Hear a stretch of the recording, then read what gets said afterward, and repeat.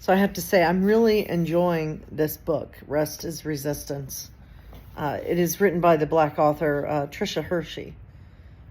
And she's the founder of the NAP Ministry, which I really want to look into. But what I love about it is she talks about how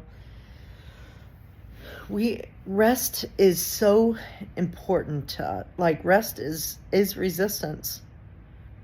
Because we live in a culture where, like, that phrase happens all the time, like, oh, you'll sleep when you die. And I'm like, that phrase is uttered a lot because it's like, oh, we have to keep going. We have to keep going. We have to be busy. We have to always be busy. And it's toxic. It can be toxic. And I am one to speak for it. I am someone that has trouble resting. I am someone that has trouble being still. I am someone that struggles to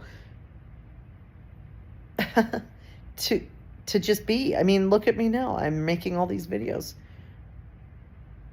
and recording my thoughts, which is part of how I deal with things and how I process things, which there's nothing wrong with that. But I just want to say this out loud so I have a sense of accountability to everyone watching, to anyone who wants to be part of my accountability group. The way I operate, the way I overwork, it is already starting to catch up to me. I am not as young as I used to be. I am 41.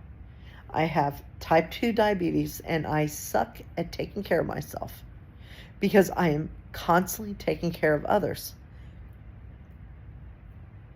But I need to prioritize me. And I've said this before, but I just need some accountability because, for one, I don't eat a diabetic diet. And if I don't handle my diabetes now, then I hear story after story about people whose diabetes gets them. They lose their feet. They have heart problems down the line. And the thing is, I want to do what I'm doing, being a pastor. And Lord willing, being a pastor at Harmony Creek Church for as many years as possible. I want to be able to keep doing that.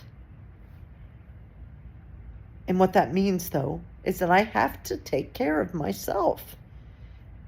I have to prioritize myself. I look back and I'm so mad at myself for all the, I know that I just think about all the bad decisions I made in my 20s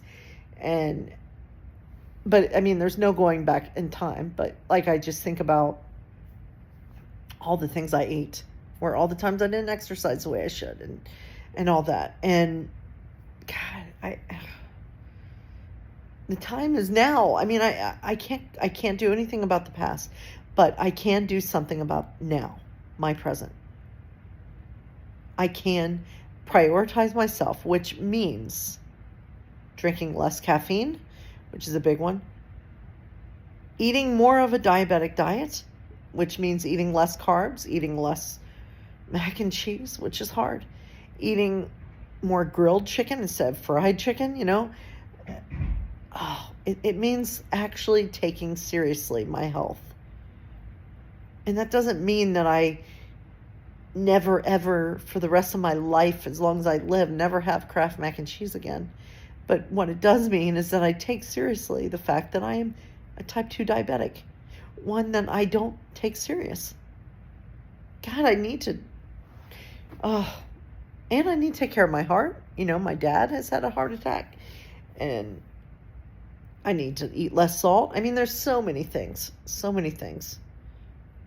But if I don't prioritize myself, if I continue to just say to hell with it and always prioritize everyone else instead of myself, then yeah, I'm probably not going to get to do this job, this calling that I love so much of being a pastor. I probably won't get to do it for as many years as I want. God forbid. I love so much being a pastor. I feel it in my bones that It's what I'm meant to do with my life. But I also feel it in my bones that I need to prioritize me better. I hope some of this helped you. Okay.